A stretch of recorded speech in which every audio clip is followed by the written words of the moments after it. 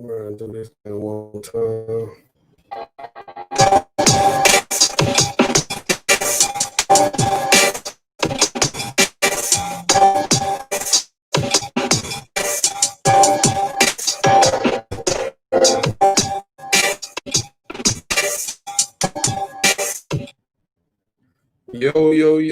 Yo.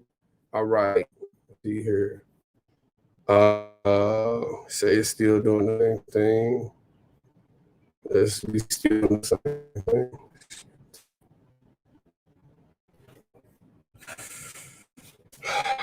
Boy, let me check it out. Let me see what this is doing. Boy, let me check it out. Let me see what this is doing.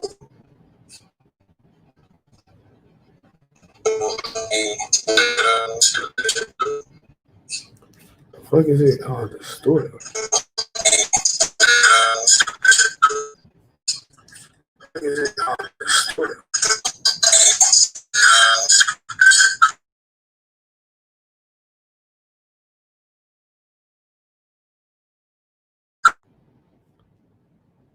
What about now?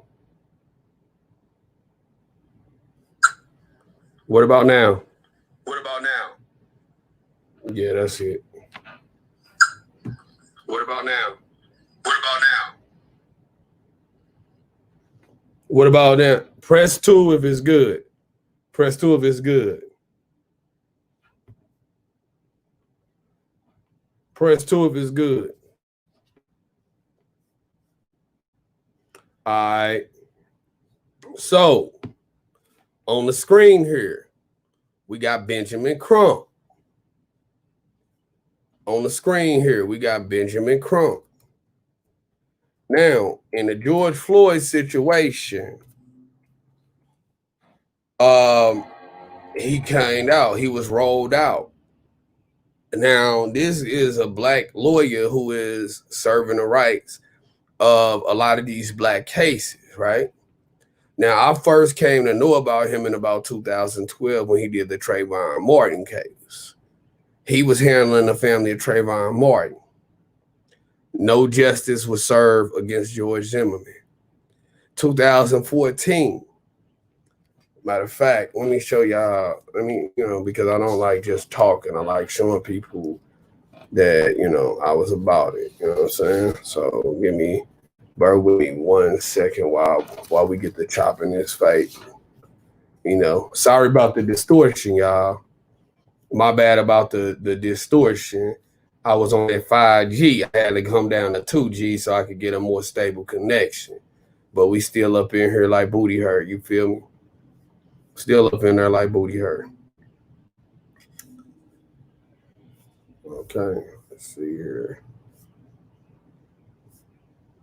Let me find it. I'm gonna find it. Let's see here. There we go. Right here. All right. Now he represented the family of. He represented the family of Mike Brown. Now, this is actual footage that I took myself. This is footage that I took myself. After they killed Mike Brown, see, because this Quick Trip ain't even here no more. This Quick Trip is now an urban league because we was on that gang shit. St. Louis niggas burnt that motherfucker down. Ran up in there. But niggas took some shit first now. Niggas took some shit now.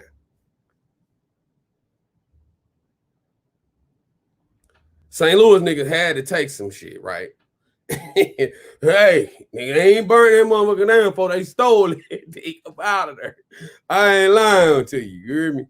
I ain't lying to you. By the way, the new Cognac Chronicle shirts, they just came in. Hold on, I'll be right back, y'all. Let me go get these.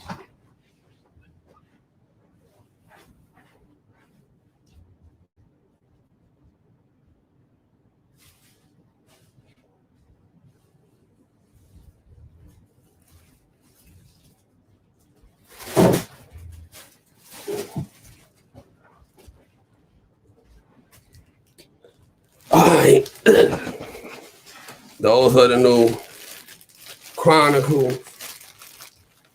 These are the Cognac Chronicles. These new Kills Handler shirts just came in.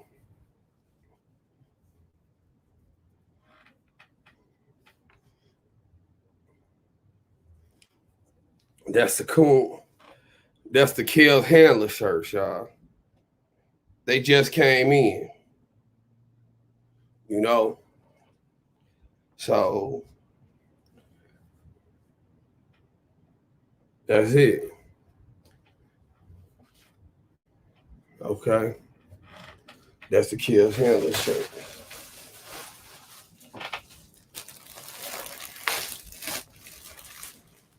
Melinda, you went to Mike Brown's funeral. So you was over there at Friendly Temple. And then these are the other Kills Handler shirts.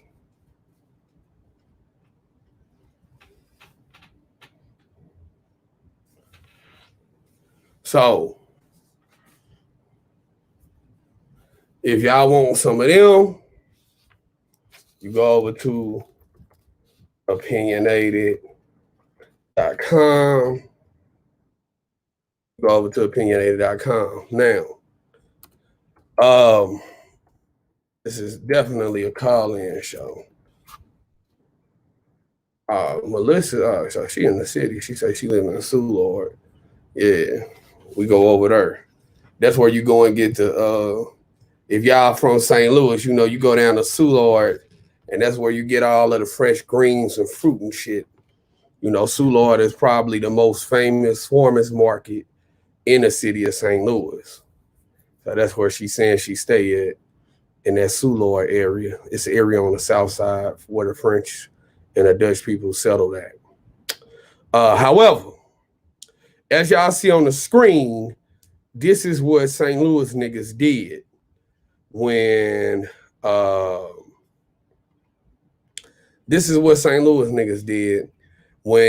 they came down here and Officer Darren Wilson killed Michael Brown in the streets. Okay?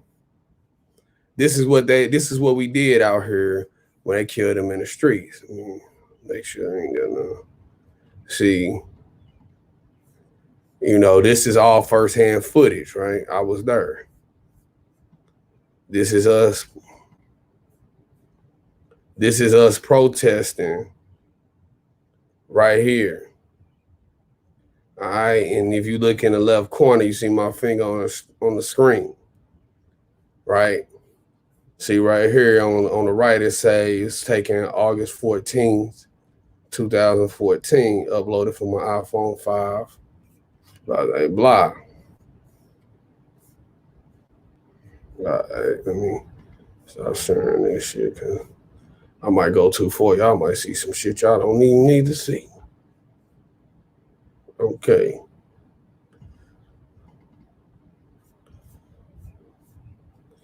All right.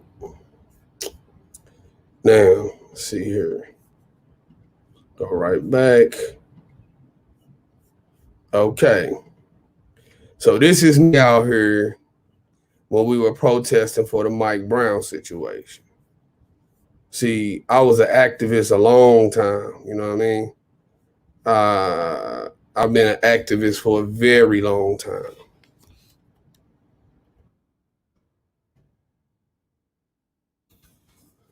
Oh, shit. Fuck that.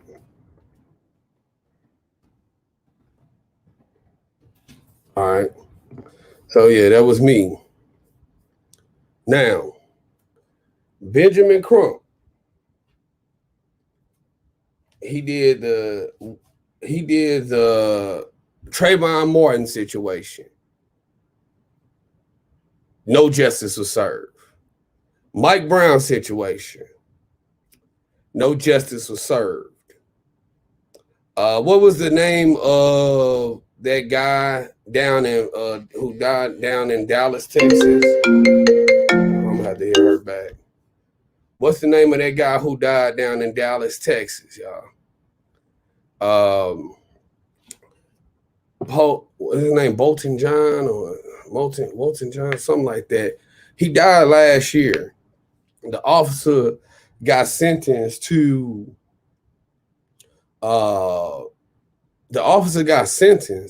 and she only get like 7 years or something like that when the officer broke into the man's house and killed him while he was sitting on his couch eating ice cream, talking about some she thought it was an intruder inside her house. What was their name? Botham, right? He handled that shit. Now he's handling now he was called for he's supposed to be handling that. I saw the other day he had a retainer agreement saying that he was representing the family in this matter. Now, what we need to do is we need to put our heads together collectively, and we need to talk about raising some type of Black lawyers fund, right? So that when families find themselves, Botham John, John Botham, you know, Botham John, I think his name is Botham John. So, we need to create some type of Black lawyers fund as privatized citizens so that we can start talking about how we are going to, how we can step to these families in situations where, see here. Yeah, how we can start, I'll be in the chat in a few. Yeah, we need to talk to them about how we can start getting these families representation, proper representation. Because being Crump is handling all of these cases and he's not doing a good job.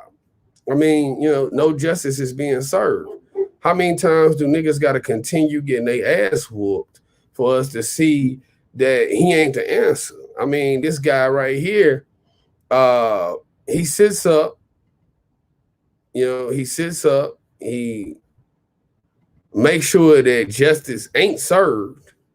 He comes in and the first thing that they start talking about is, oh, well, we don't need to riot. We don't need to condemn white folks. We don't need to stand up and stand out about this. It's being handled. And then 6 months to a year later, no justice is being served. I watched the whole Trayvon Martin case.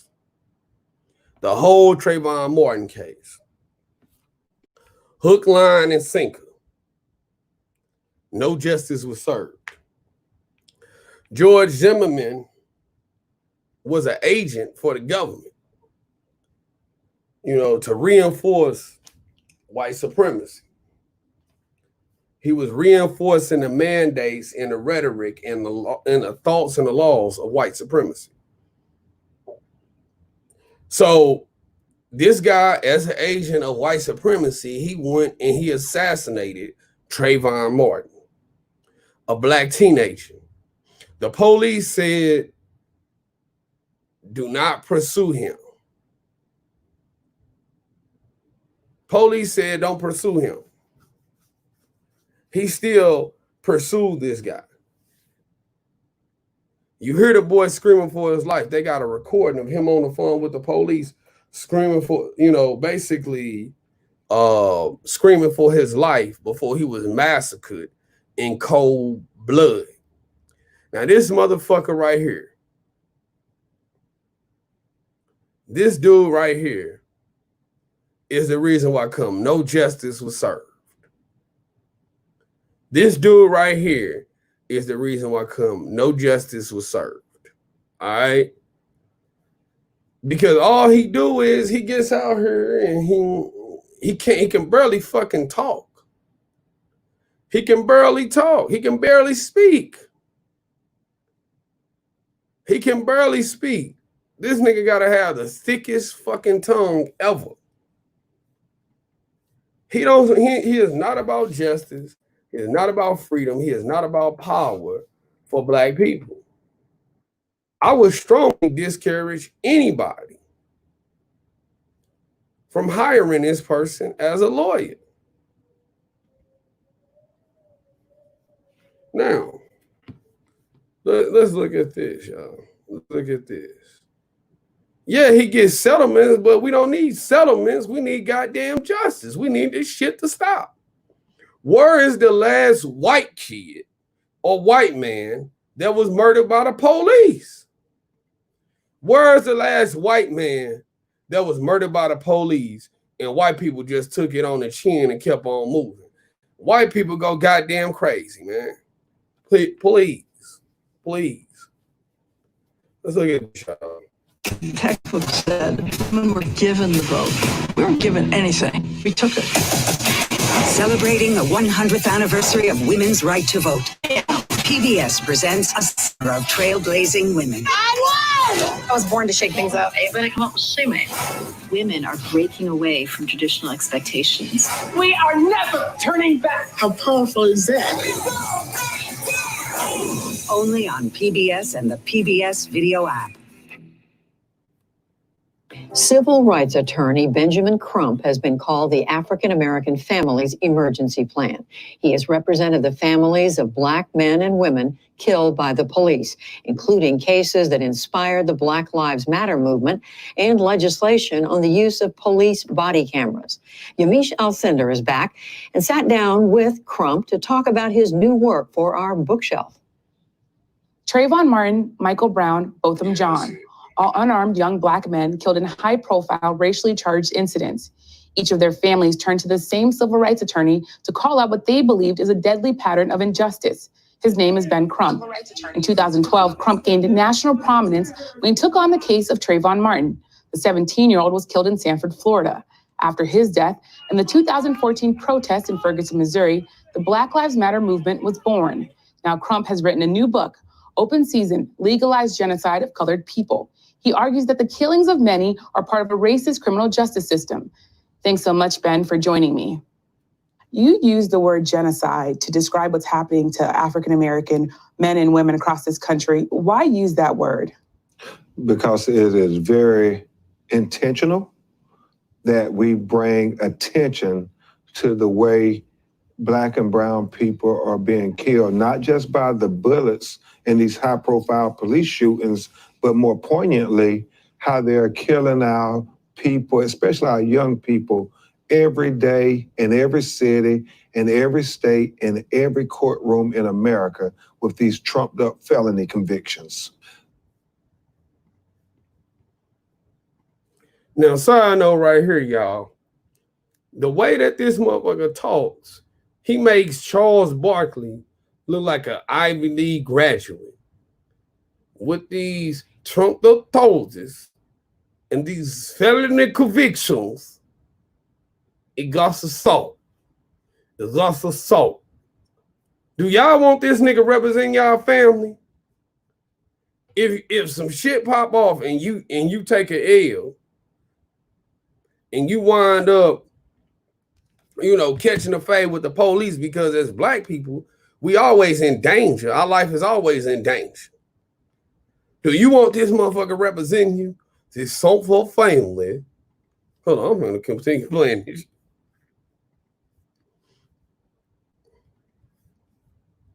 In many ways, what I endeavor to do with this book, Open Season, is hold a mirror up to America's face so they would have to acknowledge the hypocrisies, that they would acknowledge that racism and discrimination is part of the governance of all the institutions that exist in America.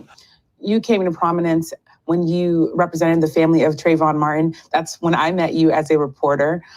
You write in this book that when you were first speaking to the father of Trayvon Martin, you said he wasn't going to need you. You thought that George Zimmerman would be immediately arrested, but he wasn't. Explain what happened there. Because as an officer of the court, that's what all attorneys and judges are.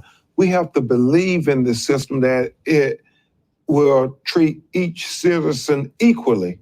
And, Yamiche, you knew about when Trayvon happened because you covered it so diligently.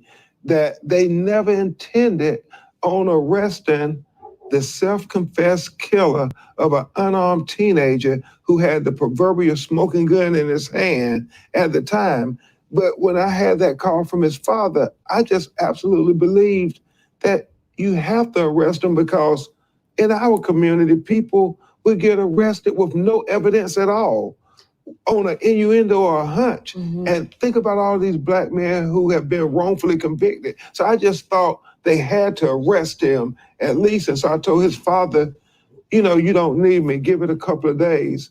But then a couple of days went by and he called me back and he said, see, Attorney Crump, I told you they told me they were not going to arrest him because this thing called stand your ground.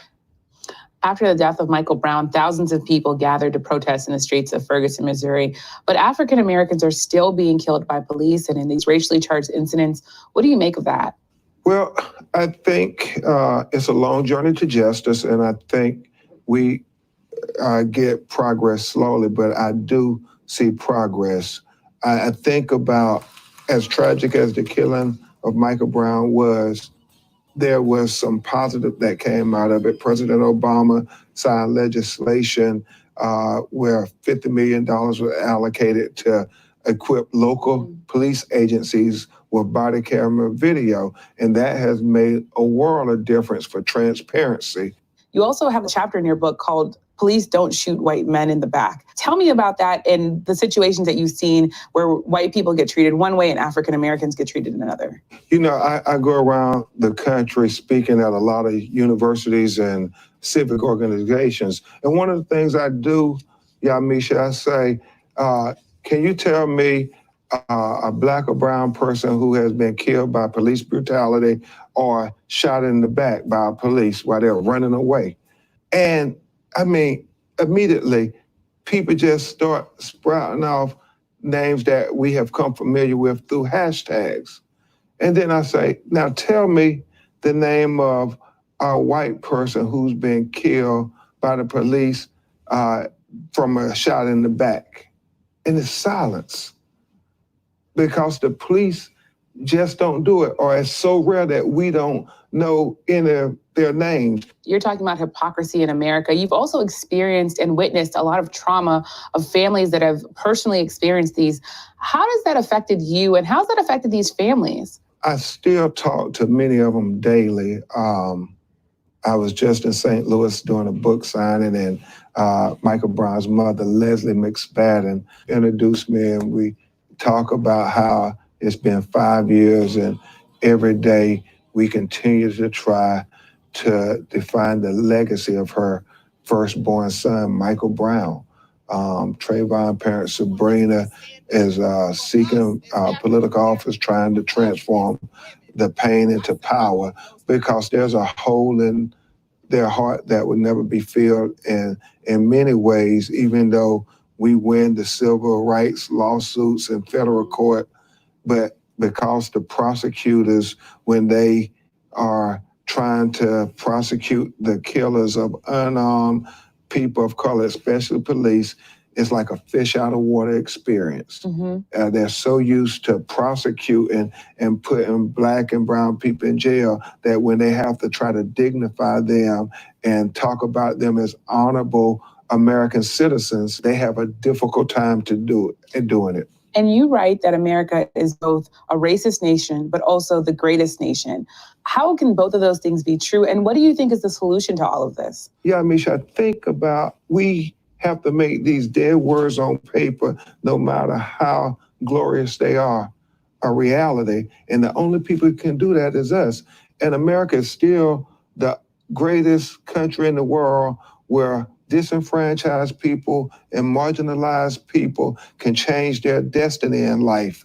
It's just that we have to make everybody have an opportunity to the American dream, not just a few. That means black and brown people too. Well, the book is Open Season, Legalized Genocide of Colored People. Ben Crump, thanks so much for being here. Thank you for having me. What's y'all thoughts on that? We got to undo the justice of black innocent people. This dude is a goddamn joke. He is a joke. No criminal charges gets bought on none of these people. None of these people. He has represented Trayvon Martin, Tamir Rice, Mike Brown, the Bolton John family. And all that he do is he'll come back civilly and he'll win a civil lawsuit for wrongful death. Meaning, and really when he be winning these lawsuits, they really can get 40 and 50 million and shit up out of the city for these wrongful death claims if they play a gangster and take this shit all the way to trial. What he do is, I'm gonna get the paid. I'm gonna get the paid. I'm gonna get the paid. I can speak up I can do some speaking endeavors. I can get you some monies because this is wrong. This is wrong. This is wrong. He ain't doing shit to shake things up. There you go. Benjamin Crump is the black male version of Gloria Allred. Fuck it, I'm gonna write that. Benjamin Crump.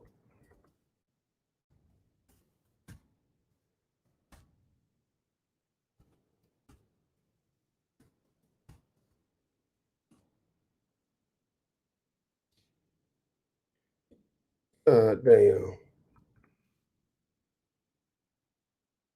Shit.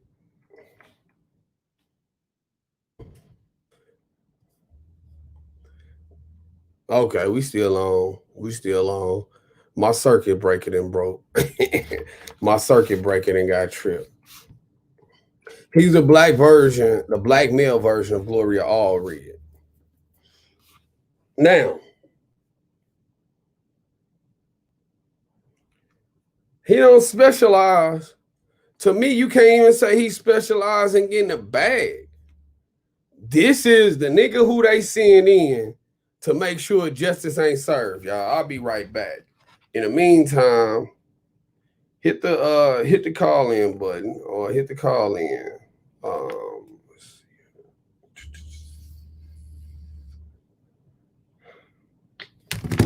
Hit the call in. I'm about to go turn my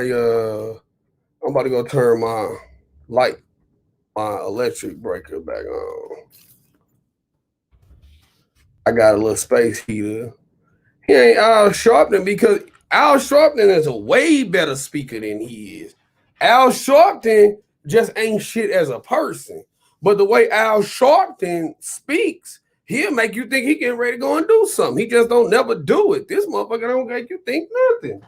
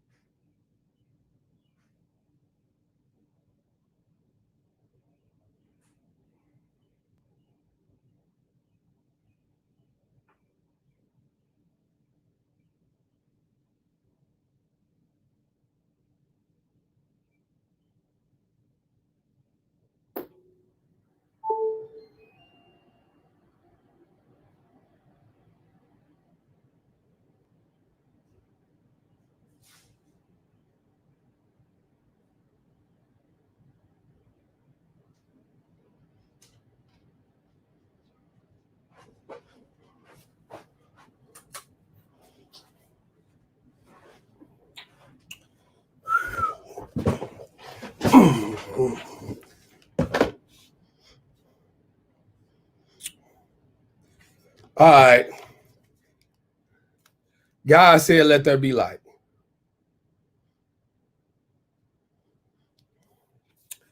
Well, listen. A lot of people don't know this, but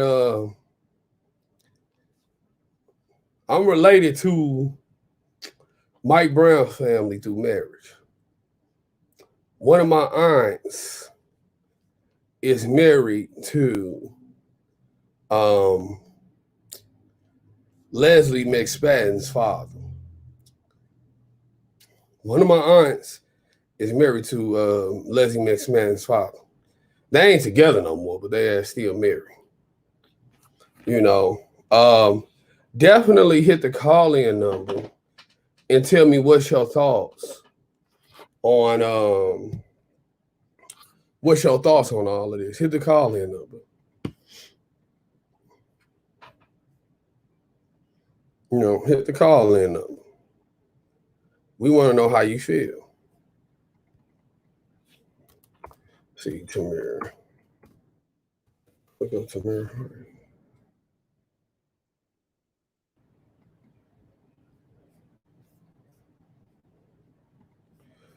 Let's see here. Okay.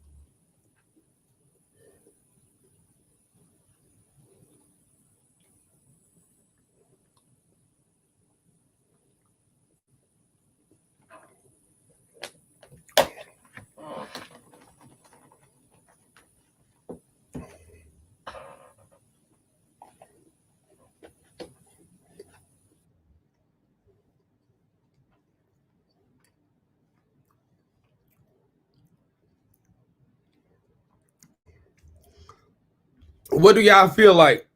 How do y'all feel about that? How do y'all feel about the police just pulling up like that and airing out on a little bitty boy? How do y'all feel about the police pulling out on that and airing out on a little bitty ass boy? And for the 15 people that dislike my video, fuck y'all. But how do y'all feel about that?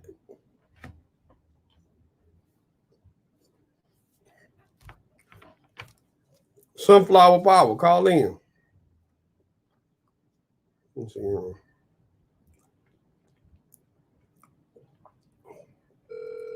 My bad, shit, man. My phone's on.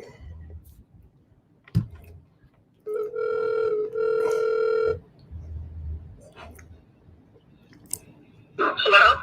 Hey, how you doing? You live on Opinionated. Okay, I'm good. Hi, Trent. I'm from Ferguson. I've called in your line quite a few times. I don't agree with Crump. I honestly don't. I would not ever use him if my family or I got in any type of legal situation.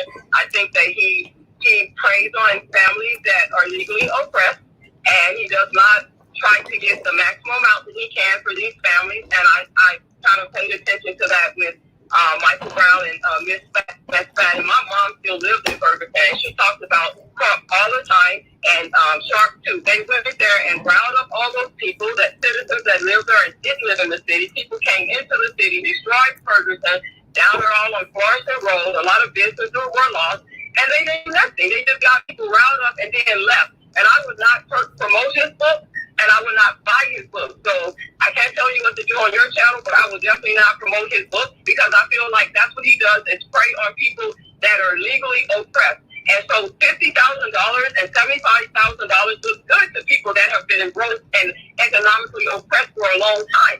That looks good to them, but you're just using those people for a come up, and then after that, he takes all of those fees and money. So what are they really left with? And then they're still grieving, and they will never, ever get their loved ones back. So we should really be about, thinking more than just basic. We should be critical thinkers, digging deep more than surface level thinkers, and we should be pursuing justice.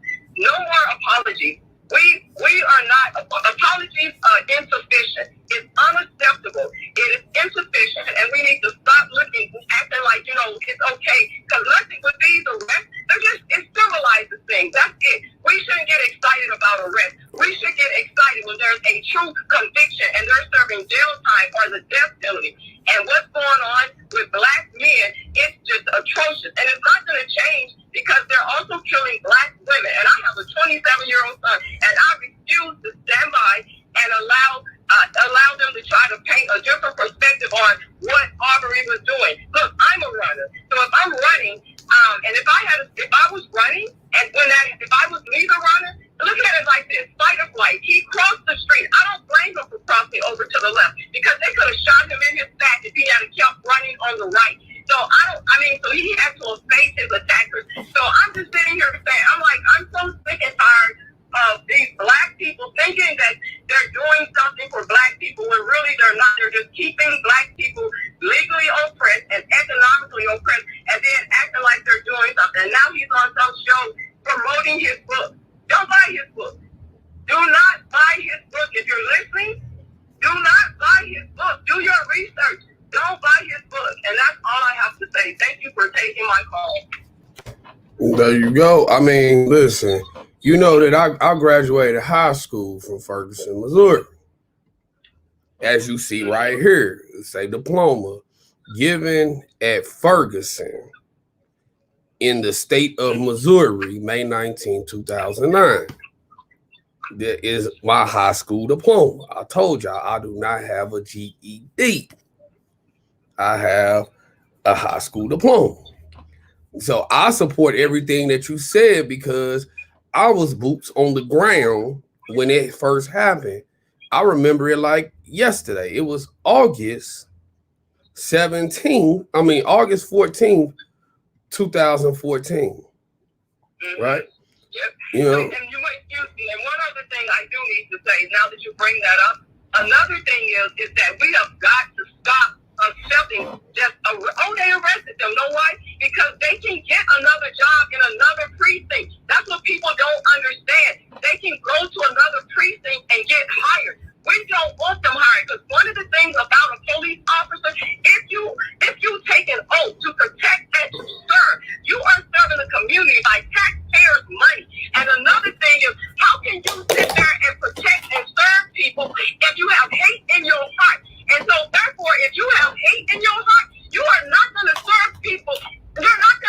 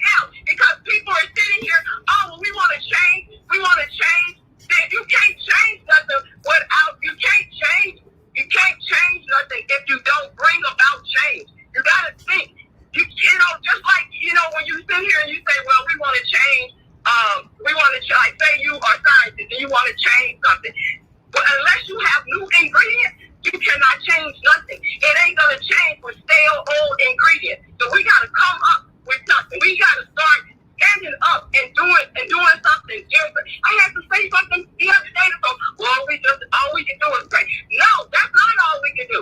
We can do a lot more. Whether you can get out, whether you can sign the petition, give some money to a fund. No, we can do a lot more. Absolutely. And I refuse to sit by and say, well, it doesn't bother it. It has nothing to do with me. Yes, it does. And I saw a YouTuber that said that I don't have a son. I have a daughter. Let me tell you something. It takes heterosexual people to make a child. So if you lay down with a man, it matters. It matters because your child's father is a man. Okay?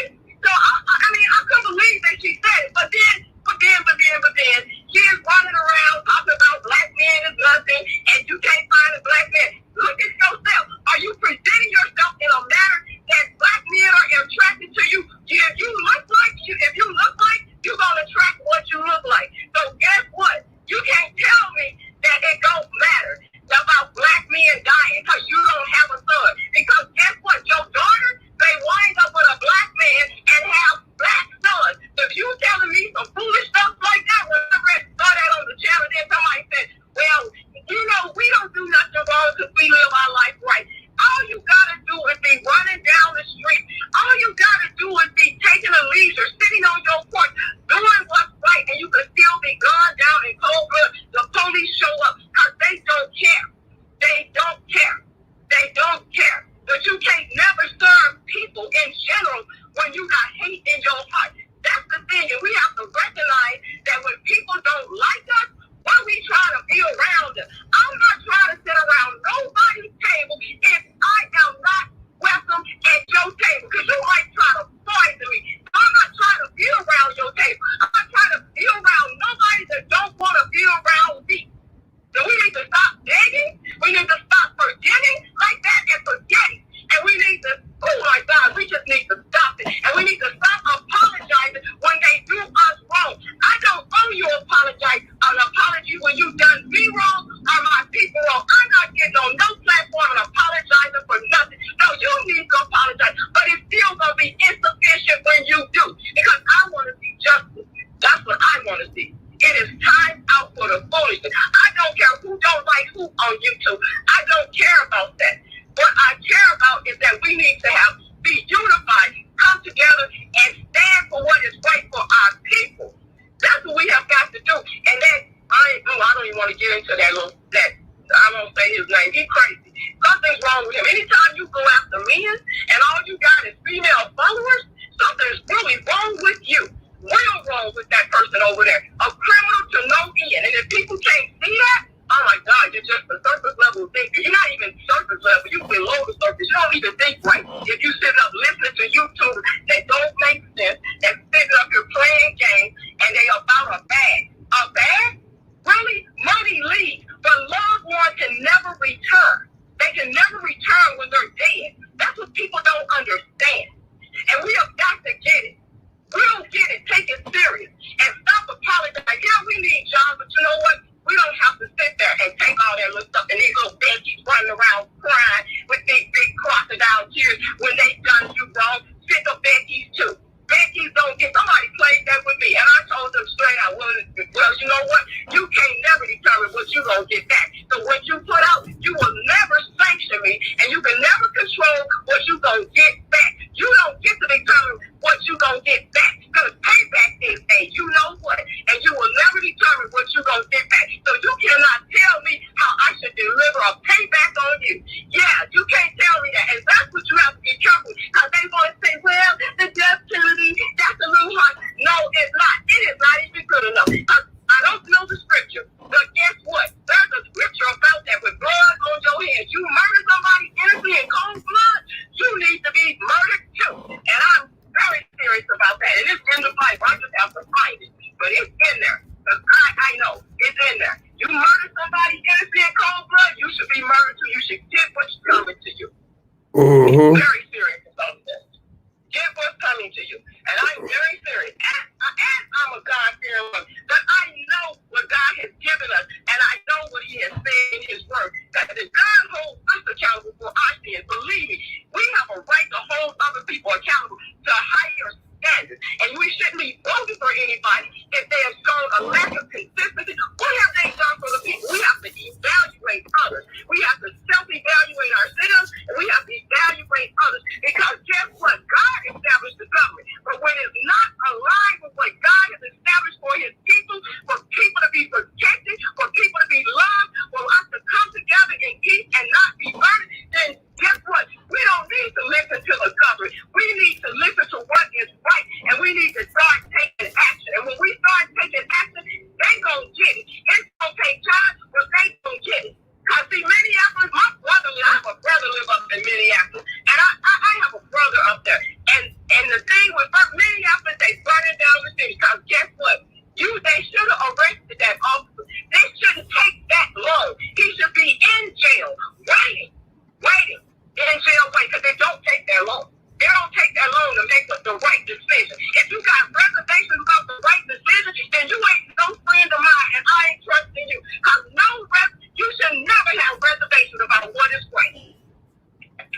Nah, you telling the truth. And another thing, if the police chief, and I'm speaking this, and I don't have a problem getting up on a platform and speaking this. Let me tell you something. If the police chief of these precincts is not going to hold their officers accountable, then maybe they need to be held accountable, and maybe they need to suffer jail time and all of that. Maybe we need to start going after these police chiefs that's sitting up here. Well, we fired them. Well, you know what? Yeah, you did, because that's basic expectation. But guess what? If you're not going to hold these officers accountable to the way they should be, then maybe you need to suffer some consequences. Because you're the leader, and they following the leader. They just following what they've been taught. They just following what they've been seeing. So if you want to come out and start telling them that you've been right all along, then why your officers is not doing what's right? Why your officers is not the oath that they took? You took an oath to protect and to serve. That's what you did. And that's not protection when you got your knee on somebody's neck and you already know. Let me say this. You were doing your job, retaining him. Okay. But at the point when he wasn't resisting no way from the videos also. But let's just say hypothetically, you have a suspect and they're resisting. Once they no longer resist, you have done your job professionally. And when you cross that threshold, cross the line, then now it's personal. And that often made it personal when he wouldn't get up over George Floyd's neck. You made it personal. So we need to make it personal with him. And we need to make sure that he don't get to go to another precinct and work and fulfill, live out whatever little goal or whatever aspiration that he has. We need to make sure, and we need to keep talking, we need to keep standing up, and we need to make sure he doesn't get to work in another police precinct because he don't deserve our tax money. He doesn't deserve to work in a precinct because he doesn't value human life. And this ain't about race. This is about humanity. This is about what is right. And we have got to come together. I don't care what race you are. If you say you my friend, if you know what's right, integrity, then you're going to come together and stand for what is right. I don't care if you don't have no son. I don't care about none of that. Because a black woman that said that sounds very ignorant. You want to preach to your subscribers about you don't have a black son? It don't matter. You sound very ignorant. And if I was your subscriber, I would unsubscribe because I picked that yesterday. Now, let me, I got two things that I want to hit at with you. And one is Ezekiel 3:18 says, when I say unto the wicked, thou shalt surely die, and thou givest him not warning, nor speak it to warn the wicked from his wicked way to save his life, the same wicked man shall die in his iniquity, but his blood I will require at thine hand. Is that the Bible verse you were speaking of? Mm-hmm. What scripture is that? Ezekiel 3:18. Mm-hmm. Yep. Yeah. That's right. See, God knows what he's doing. He knows.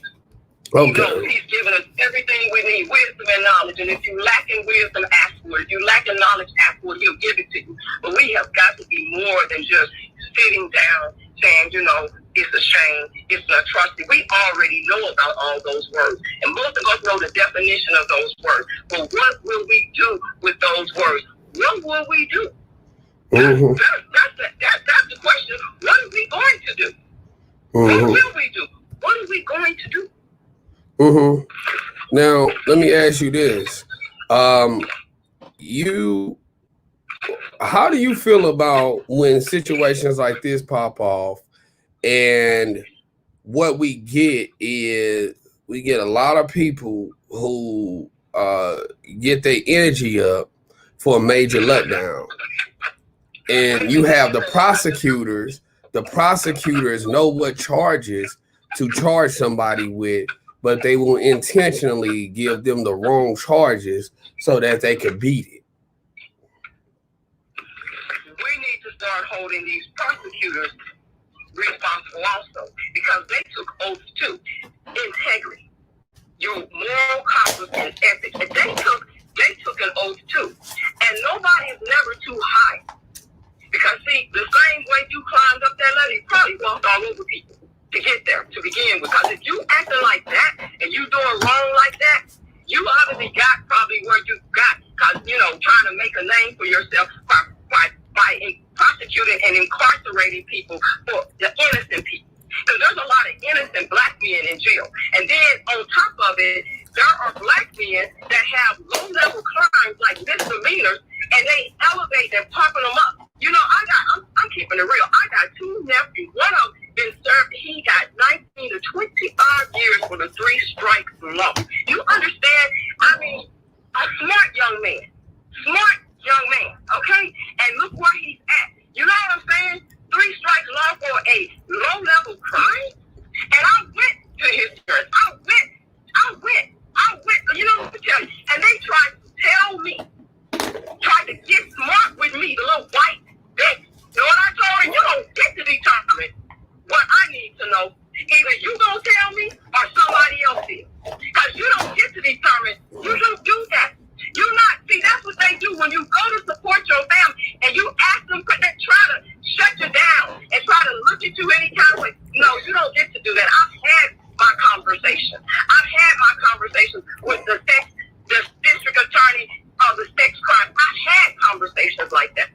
I've had those conversations. Because you don't get to tell me what my loved one charges are not. You have to tell me. If I ask you as a God-given right, it's my right to know what my loved one is in his face. It's my right to know what y'all are trying to charge him with. But see, they don't want to tell you that. When you ask, they get offended, they get all on the defense. No, I have a right to know what you're charging my family member with. I have a right to know that. And see, they don't want you to know. You know why they don't want you to know? Just like you just said. Because they want to bring the wrong charge against people. That's what they want to do. And it's mainly black men. I sit here time after time with the R. Kelly stuff. And this is not about R. Kelly, but I sit there time after time. And anybody can see the foolery with that. Anybody can see that that's a setup. Anybody with common sense, because see, we are all supposed to be born with common sense, basic sense. Anybody can see that those accusers, I can't say alleged victims, accused. Anybody can see that it was groupie, that they was just chasing this man, they ran him down. Anybody can see. They were prostitutes. They were prostitutes. We got to refer to them as prostitutes. We got to call them prostitutes because that's what they were. Let me tell you something. My mother and I talk every day. My mother said the same thing, that they were what they were, and that they got paid. She said R. Kelly paid them for their services. Now they mad. They mad, but they got paid. That's the whole thing. You got paid for what you put out. You might not even put that much out. And then you had a choice. You had a choice, like Facebook, watch, whatever. She had a choice. That's why I had a choice. You made the choice to stay with this man. You made the choice, and you say you didn't agree with everything he asked you to do. Well, guess what? In relationships, let me say something to people for your sister. Look, I'm just going to keep it real. Look, in a relationship, how many times that you're with someone intimately, and they're asking you, well, turn this way, turn that way, do this, and come on now, in an intimate, private relationship. So how can you come out on national TV like, what's her name? KJ, you know who that is. Come out and say that he was asking her to do certain positions and certain moves and put her legs certain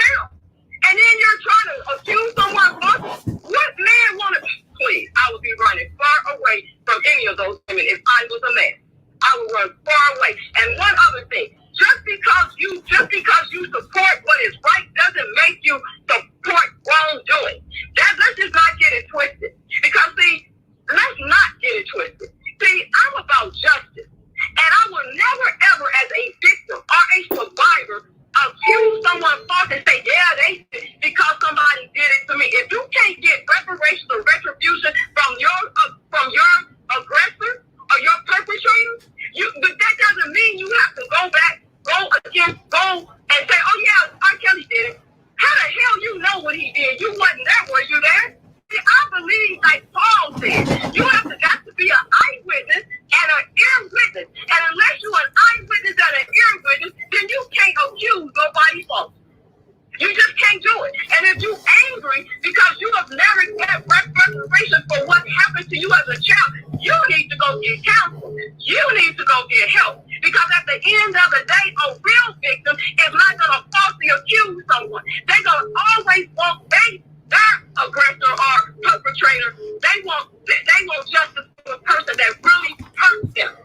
So you don't go after people that didn't hurt you. So a real victim ain't about that. So if you are a victim, you need to reconsider and self-evaluate yourself because you really don't know. If you wasn't there as an eyewitness and an ear witness, you don't know. You just got hearsay and speculation like everybody else.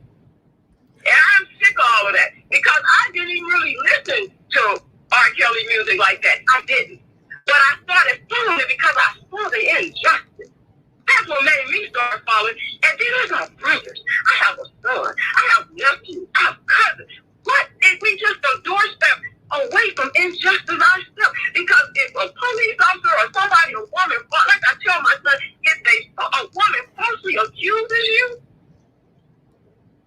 if she falsely accuses you and they're talking about this is what you're doing, a woman can just say, yeah, he did it because they're angry, because they didn't get their way, because they didn't get what they thought they deserved. Well, get a job. Start taking care of you so you can get what you feel you deserve. But see, everybody got a story. See, there's your story, my story, and then there's the real story. So if you go tell a story, tell the truth. Tell it with honesty and integrity. Tell that story. But don't sit up here and tell a story so that you can have all this propaganda and all this sensationalism going on. Tell the real story. Tell the story about how you decided that you made some choices and how it got good to you and how you want to be around these people and how you want to do X, Y, Z. Tell the real story because you ain't without blame. You're not without blemish yourself. Trust me on that. Most of the time, we make decisions.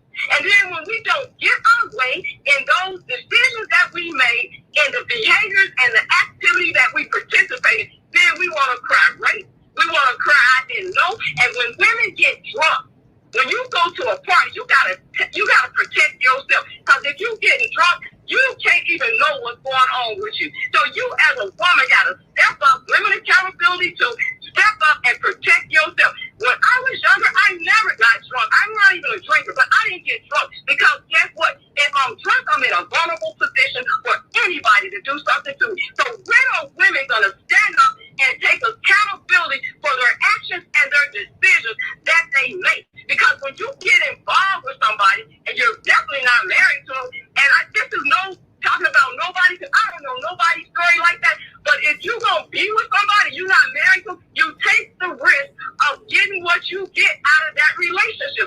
And they don't owe it to you. They don't owe you nothing. That's why it's easier for some men to say, I'm just gonna keep giving it up. But good, giving it up, I would take it because most men gonna take it if it's free. But some men will look at you and say, nah, I can't touch that. But see, let me tell you something. When women, and this men too, but women because I'm a woman, when you are sitting here giving up white benefits, playing house, white benefits on a girlfriend status, you gonna be treated like a girlfriend in the end. That's what you're gonna be treated like. They don't owe you nothing. But you mad now, and then you want the judicial system. You want the judicial system to go along with you because you was in a relationship and you didn't get what you want. Now they abused me, they did this, they did that, they did this. Now, how much abuse did you do? Because I'm sure you did some stuff in that relationship. It's not making sense. It's not making sense. It's not making sense. Oh no, but they took an oath too. That judge that's overseeing in New York, she took an oath.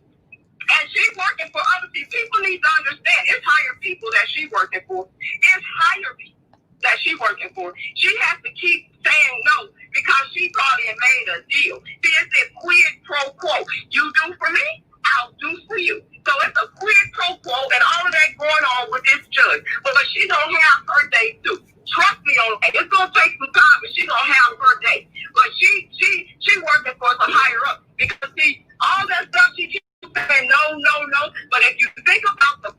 in that whole realm of things, she's working with those people. Kimberly Fox, her daughter that did whatever, to produce whatever she did with Lifetime. It's a Susan Rice. All them people got something to do with it.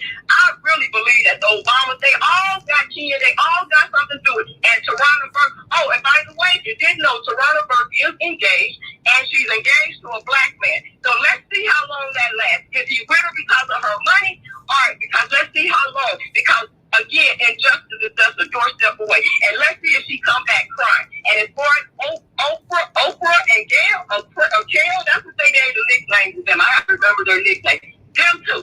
They ain't about nothing either. Nothing whatsoever. But also, they were over there to Harvey Weinstein, all of that, going against your own culture. And Russell Simmons, all of that they doing. All that they doing. But their name is mud. Mud. And those are the ones that are filthy. See, they try to paint R. Kelly as this filthy man. He's not a monster. He's not filthy because God don't create filthy people. But see, when you start doing filthy things, that's where it comes out of. And they've been doing filthy stuff for a long time. And Oprah Winfrey ain't never did it for nobody. I can't support that either. Cannot support that stuff. Because see, I was raised with integrity. I was raised to be honest. I was raised to love everybody. See, that's the thing. Most black people were raised like that. It's not us. It's not us. It's them that want to sit here and show hate towards us, and they're allowing you at work. They're allowing you anywhere. People were allowing you. I had a white woman told me she was going to slap me about 2 months ago, and I told her, do it. And Joanne, do it. You will slap me because you got in front of me like I'm beneath you. You don't get to do none of that. You don't get to do none of that because I'm not subservient to you. You don't pay none of my bills. You don't give me nothing. You don't give me no increases. You don't do nothing for me. So guess what? You don't get to do, and I was very kind to her. That's the thing. I don't need to get loud with anyone, but you want to slap me because I said that I'm next in line and you start getting smart with me and talking down to me. You have an issue, sister. Yeah, I don't have one with you, but you going to have one if you put your hands on me, but she never touched me. But she grabbed me, but she never touched me. And that's the whole thing. They want to, racial profile you in the store, racial profile. I'm a homo, but that's what they want to do. Mm-hmm. And we go, oh, we forgive them. You know, it's okay. No, it's not okay. It's not okay. And I would say it's not okay. So if anyone can't speak for themselves and you agree with me, put a 1 in Mr. Trent's chat for me. Because I'm just keeping it real. I'm keeping it real. And I've been wanting to say some stuff for a long time. And I'm thankful that you allowed me my voice on your channel because I've been wanting to talk. I mean, you know, because I'm just tired of the foolishness. You St. Louis royalty. You St. Louis royalty. Now, you from Ferguson. I graduated from Ferguson. You my peoples. You know what I mean? You basically encapsulated everything that it was that I wanted to say, because with this joker, this clown right here, Benjamin Button, Crump, this is the worst representation for black folks ever. He don't make sure justice is served. And it ain't gonna be no justice served until heads start rolling. Under the Obama administration, we got pushed back so far. And the judge that is bringing charges against R. Kelly is the direct descendant of the Obama administration. She came in at the request of Chuck Schumer. And she was not even highly qualified to do her job. She was just somebody who was there. Then they allow her, who had a career as a sex crimes prosecutor, somebody that the show Law and Order SVU was made about. Then this is who they are allowing to be impartial on a sexual assault case. I think not. You got the girl Faith, who it was me who was applying pressure. You know, I was the one saying, how the hell is she a victim out here with this coochie acne or whatever? What victim got new titties? She done transformed herself into a whole new bitch. And she's supposed to be a victim? She don't even look the same no more. If you see her now, she don't even look like the same person. She ain't had lipo done, all types of face work done. Cheek fillers, some skin skin lightening, all types of shit. So when you're dealing with all these people with personality disorder, they got an identity disorder, then this is where this comes from. This Benjamin Crump character. He's a mush-mouth ass speaking person from the other side. If I can get $40 million and you make me settle for 6, you have did me a disservice. And if he would have stopped, if he would have made sure justice was had with Trayvon Martin, then none of this shit would be going on now. Because once George Zimmerman beat the Trayvon Martin case, there was an open and shut case. It's been open season on niggas ever since then. I watched that whole trial, the whole trial. And they took it down there in Sanford, Florida. And they came back and they found him not guilty because this person on the screen allowed for the narrative to be changed. Him allowed for the narrative to be changed. They took it away from being a case of who did it, and then they took it and made it be, was it stand your ground? Never, ever, ever, ever, ever in the motherfucking history of black folks would they ever allow somebody to use the stand your ground law when you are on the phone with a police operator and she says, "Sir, do not pursue him." Now I'm gonna tell you something. What's your name again, caller? Well, let's go by my last name is Hill. All right, Miss Hill. Hill, H-I-L-L. All right, Miss Hill. Now, you know, I call myself Trent Cochran on the case when I break down these legal cases. Okay. But do you know that I take my legal style from Mark O'Mara, George Zimmerman's defense attorney? That's where my whole legal style came from. Right. Your father taught you a lot, right? Yeah. I watch your channel like every single day. Yeah. My daddy taught me. Yeah, he gave me the basis on the law.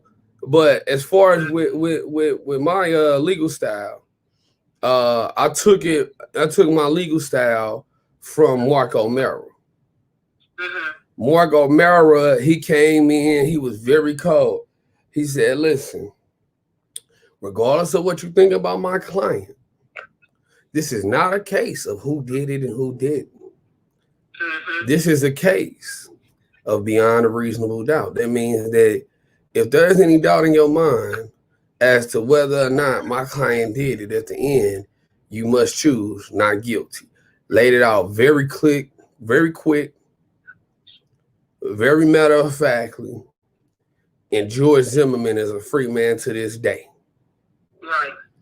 I have seen niggas less guiltier than George Zimmerman do a lot more time than George Zimmerman did on a crime he was guilty of. That's right. And this is who we are allowing to come our way. Yep. This fool right here, Benjamin Crump, is not for black people. No, I'm sorry. He for himself. He's about himself with money. He's about money and himself on the come up. That's what he is. And he ain't nothing. What is he? He's like, you know, some of those, you know how you have those low life attorneys that they like thug attorneys. I don't know the correct word for him, but that's the type of attorney he is, coming up off of black people. And we don't have to recognize that. Yeah. He ain't for us. He is somebody who is here to represent the other side. And that's something that we got to come to grips with. We got to come to terms with the fact he's not here for us. He's here for everybody else. I'm sorry. Right. He ain't here for us. Yeah, and Trent, it's like, it's like we have to have these hard, crucial conversations, right? And they're hard conversations because when I started talking to some of my family, about Obama, it was, for a lot of older people like our parents and stuff, grandparents, it was similar. But I had to have a hard conversation one day, and it was like, it was a crucial conversation, but it was a hard conversation because we want to see, wow, a black person really in the White House. Wow, symbolism. But then when you get in, when he got in, what really was he doing for us? And then when you look at the LGBTQ community, and when you start, I'm not saying nothing bad about anybody and what they choose to do and how they live alternative lifestyles. That's not my point. My point is that it's like the law is like they started trying to act like we don't have rights. We don't have rights, calling us hypocrites for what we believe in. And even a dog has more rights than a human being. Now, even a dog and animals have more rights than human beings. You see what I'm saying? It's like, remember that black guy? I don't know if you remember, but it was a black guy. It was a dog attacking his 3-year-old daughter back in St. Louis. It was, 3-4 years ago? And they arrested him for pulling the dog off of his daughter. What kind of mess is that? This is a black guy. I'm telling you that we as black people got to start knowing our worth, that we are valued, that we mean something. Because if we've been beat down and oppressed for so long, we don't have to stay beat down and oppressed. You may be down, but God allows you to get up. You know what I'm saying? We don't have to stay down there. If you fall down, you can get back up. And we as black people, we have got to start uplifting one another. See, we are not even supposed to kick a brother when they down. When somebody is thirsty, do you offer them a drink? Or did you sit back and say, well, I got drinks, but they ain't got none? See, ignorant stuff. We got to stand for what is right. And this little criminal, whatever he is, this little thug attorney, I would never, I don't know. He's thug attorney. That's what he is. And so he knows that when he picks people that are economically oppressed, and legally oppressed, because what happens is when you have legal oppression, you do not have enough finances to deal with the legal system the right way. And then even being politically oppressed, because we have got to educate ourselves and prepare for the vote. If you are going to vote, you need to prepare before you go to vote. You need to look at out and these people that's running, you have got to know who's running and who is in your city and who is going to be running in these offices. I'm telling you, if they not about you, then they don't deserve a vote at all. Because I see some of these people, they don't get to just get my vote just because that they want to show up on the scene. But what have you been doing all years long? What have you been doing? Have you been consistent? Can I rely on you? What have you really been doing? You don't get to get my vote like that. I'm going to keep it real with you. See, I'll give you a story. The mayor of the city I live in, he knew me when my son was in high school. Mm-hmm. And he know me. He said, oh, I know you because you hold people accountable. See, wherever I live, I hold folks accountable. I'm going to tell you something. They was like, who is she? Well, I'm somebody that's going to stand up for my community. I'm somebody that's going to hold you accountable. So if you going to raise my vote when I live in an association, if you going to raise my dues, then I better not see no ash in my community because you getting paid to keep my community clean. See, this is just basic things. But what I'm saying is we got to speak up and hold people accountable. And when Becky called me up and was talking that smack when my son was 7 and some little white kid at school was harassing him, and I told my son, he comes home, he was upset. I'm like, what is wrong? He tells me, this teacher's going to try to tell me something. I said, you don't ever teach my son words like that because I don't teach my son those words. Well, no, let me tell you something, Becky. And I didn't call her Becky, whatever her name was. My son is older now. But like I told her, you don't get to determine how to raise my son. What you get to do is you get to teach him while he's in your care. And I expect a reasonable amount of protection for my child. So nobody should be hitting my child and beating on my child. And so that's what you do. But if you have never studied the behavior pattern of young boys from the ages of 5 years old up to 12 or whatnot, if you're not studying the behavior pattern, you didn't do that when you were getting your degree to teach, then you can't teach me nothing about my child because I'm the best teacher because I'm his mother and I know more about my child and a black young man than you will ever know because you have never studied the behavior pattern of black young men because most black boys are very smart. Matter of fact,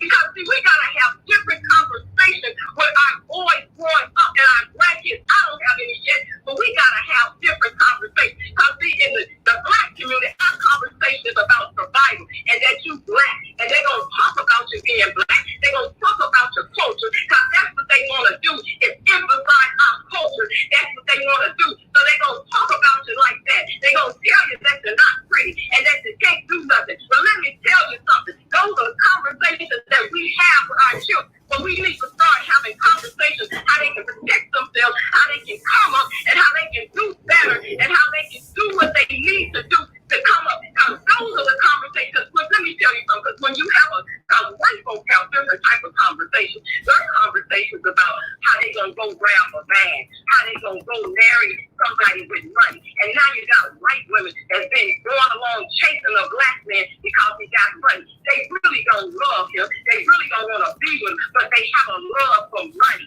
See, money is the root of all evil. That's why you have a lot of black men that's sitting there being taken down by the white Becky because they sitting here not knowing who the snake is.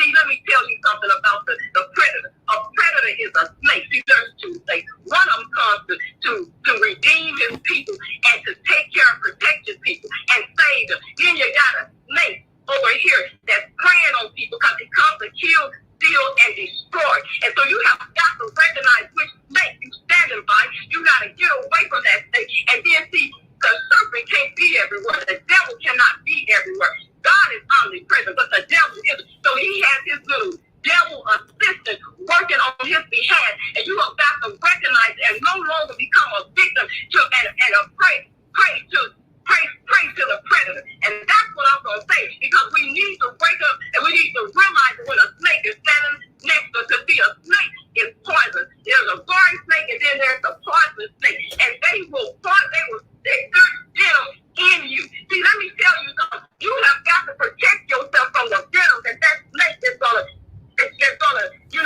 poison you with. So when you're standing next to somebody, when they show you who they are, believe them. When they tell you who they are, believe them and stop going back. Stop going back trying to be their friend. See, let me tell you something. When people do me wrong, see, I give people a chance because I'm supposed to. But there's a benefit of a doubt. Okay, I gave it to you. But when you show me again that you don't deserve my doubt, my benefit of the doubt, I'm done with you. And then we got to learn to be done with people when they do us wrong. That's all I'm saying. Be done with them. You don't owe them nothing. You don't owe them nothing. You owe it to yourself for self-preservation. And if you have children, take care of your children and love them and do what's right by your children. Train them up in the way they should go and they'll never depart. They may stray, but they will always remember in their heart that their parents or their mother or father loved them and wanted the best for them. We have got to take care of ourselves. But the snakes, recognize the snakes for who they are. Because there's a lot of snakes out here. Look at the guy that was on George Floyd on his neck. Snake. He was a snake. A hateful snake, and he should have got up off when he was, but he no longer was doing his job when he refused to lift his knee up off of George Floyd, Mr. Floyd's neck. He was no longer doing his job. He made it personal, and he should have never made it personal. You should have never made it personal. And whatever he was doing, allegedly, and they suspect, what was that? A misdemeanor? If that's what they claimed he was doing, $20? Really? Give me a break. $20 don't want nobody to take somebody's life. $20 don't want you to do what he did. And they need to hold him accountable. He needs the death penalty. And if that chief don't hold him accountable, then what about you, Chief Aaron? I know whatever your name is, because I'm not afraid to call you out on your mess. Because I had to call my brother's chief police out on some stuff. I called him out. And let me tell you something. I'm not playing no games with you. I don't have a problem with calling you out on your mess. Do your job and do it with integrity. And if you can't love folks and do what's right by people as you took and vote, then step down or find another profession where you don't have to deal with people like that. And that's what we need to start getting up on platforms, talking about it, and calling them out on their mess. You don't have to like what I say, but guess what? Most people don't like the truth, and it's going to hurt them. But you got to make the truth, make it where they feel a prick on their heart, that they feel a prick. That's how you got to deal with people. Do you feel the prick now? It's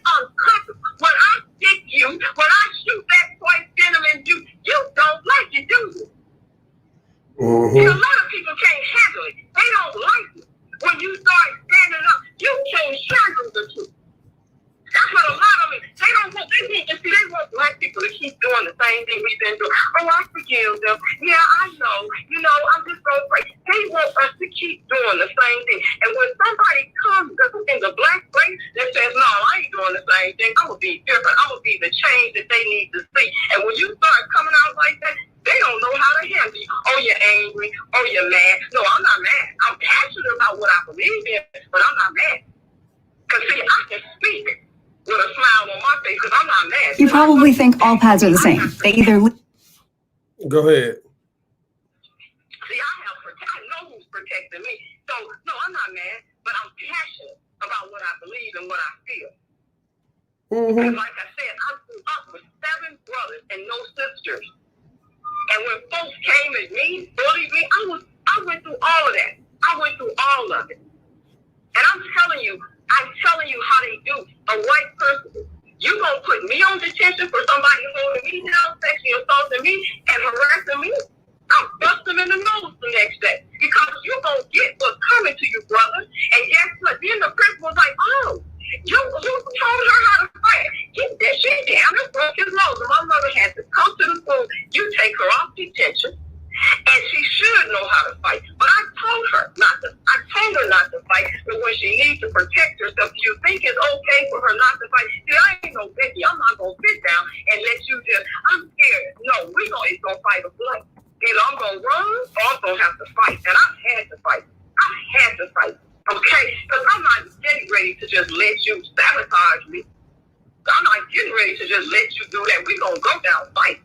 See, I'm keeping it real. We can't sit there and be like, oh, yeah, I forgive you. Look, God's going to forgive me, but God didn't tell me not to fight. Because when he came, like, remember David? Okay, remember David? David was scared, but God said, I got an arm. You stand on me. I got an arm.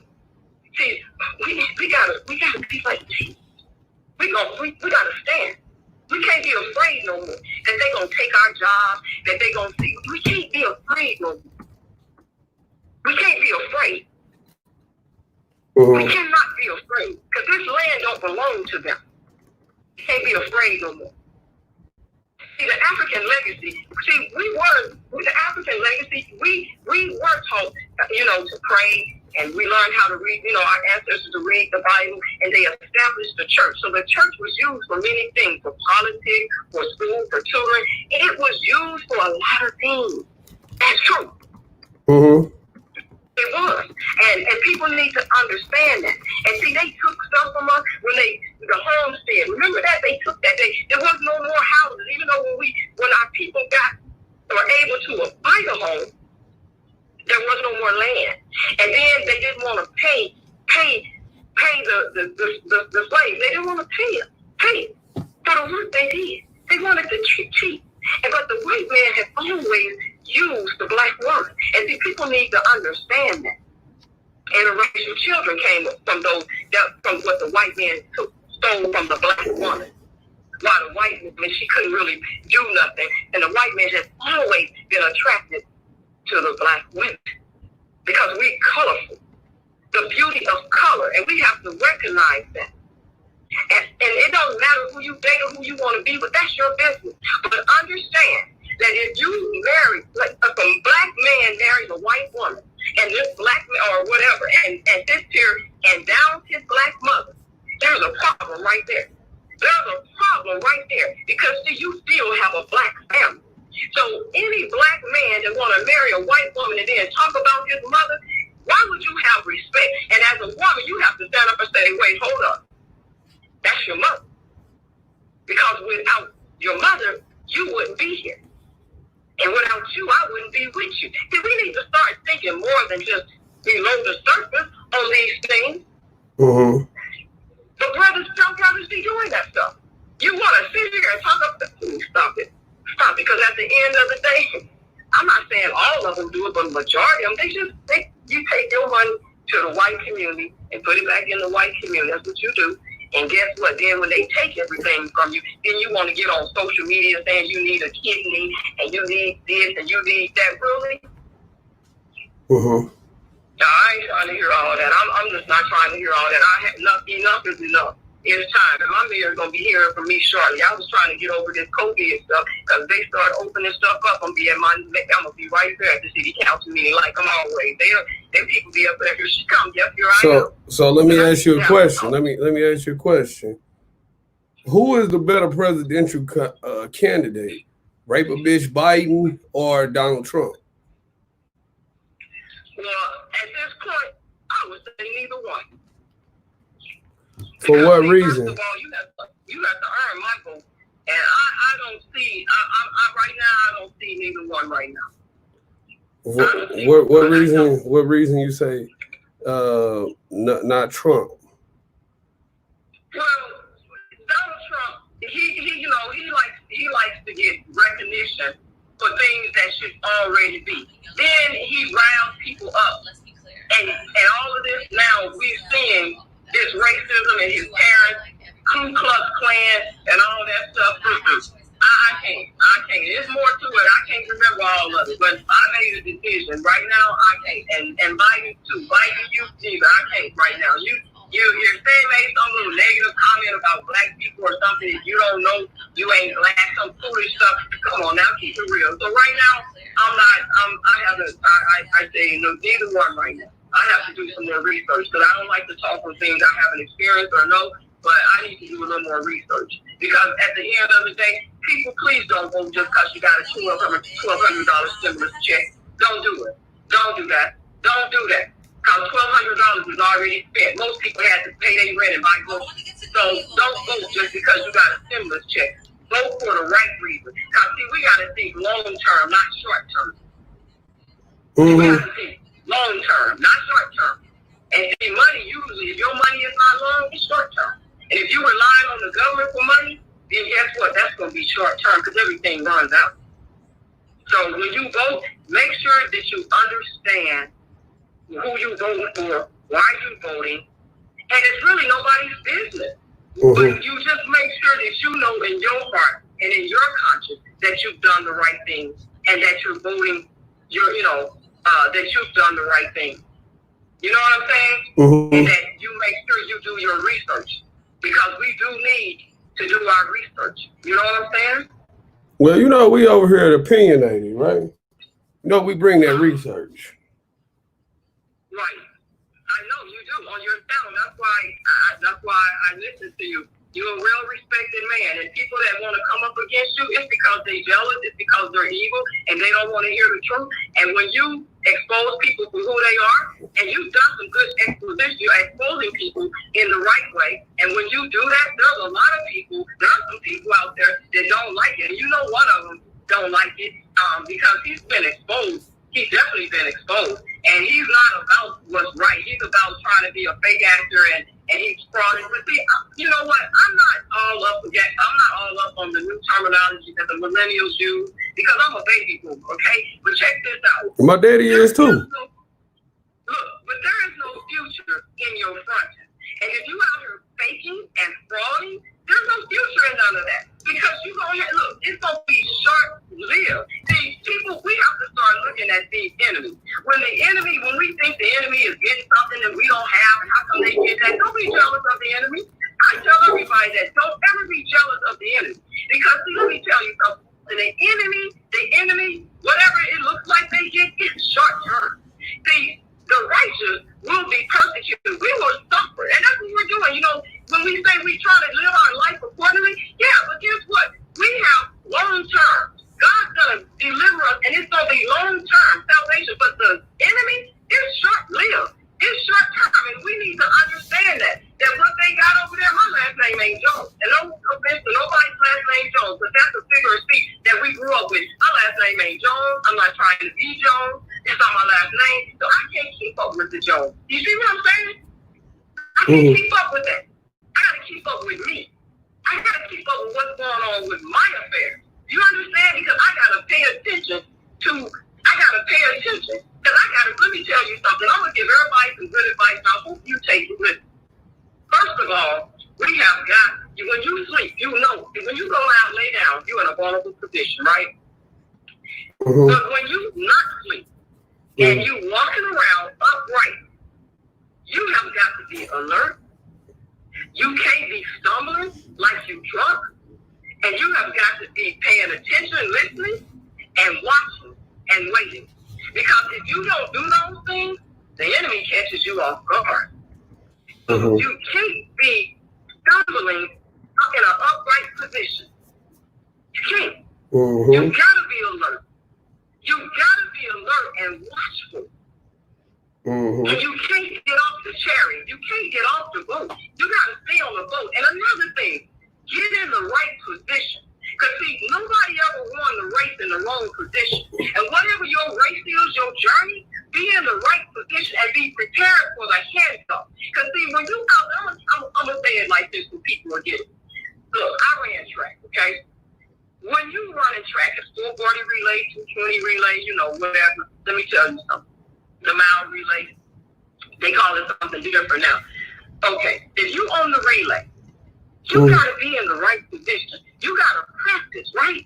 Being in the right position, then you gotta have your hands up. You gotta have your hand back there, right? You gotta have it right where it's supposed to be in the right position. So when your teammate does the handoff, you gotta be able to get that baton, and you gotta be able to run that race like you never did. And nobody won the race giving up, but you gotta be in the right position. And that's what people need to understand. Get in the right position and be prepared. Because if you don't get in the right position, you can't do nothing in the wrong position. And this little thing about people playing, I'm not playing checkers, checkers, I'm playing chess, all that stuff, really? Those people over there that came was talking all that stuff, you know who they are, AC. And please, we gotta listen to uneducated, dumb people. Because he sounds so dumb to me. I don't even like listening to him, how dumb he is. But sometimes you have to listen to the enemy to understand so that you can see. We have to study the enemy. So even if we don't like listening to the enemy, sometimes we gotta study the enemy so we can be prepared on how to conquer them. Because I've heard that before where I don't like listening. You know what? But sometimes we have to study the enemy so we can conquer them. Okay. Because, yeah, we do. We do. Okay. We do. Well, thank you for calling in, Miss Hill. I love hearing from you. Every time you call, it's powerful. All right, then. My brother P, love you guys. Love you, dude. And keep doing what you're doing. I respect your channel. Respect what you do. Because you know what? Integrity going to always suffice over everything else. Love always wins, but integrity is important. So God bless. Talk to you soon. Okay, well. All right, y'all.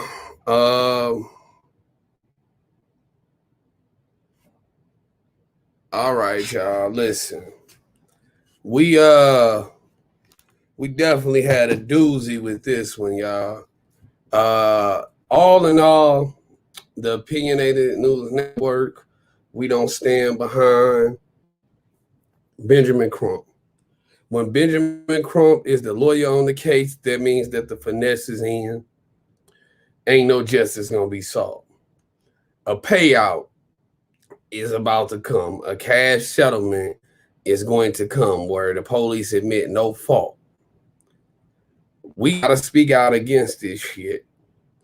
And we have to make sure that justice is served to send a message to white America that this senseless killing of black people at the hands of the police, these race soldiers, will not be tolerated.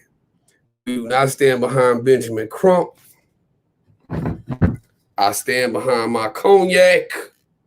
You want to get your Cognac Chronicle shirts at opinionated.com.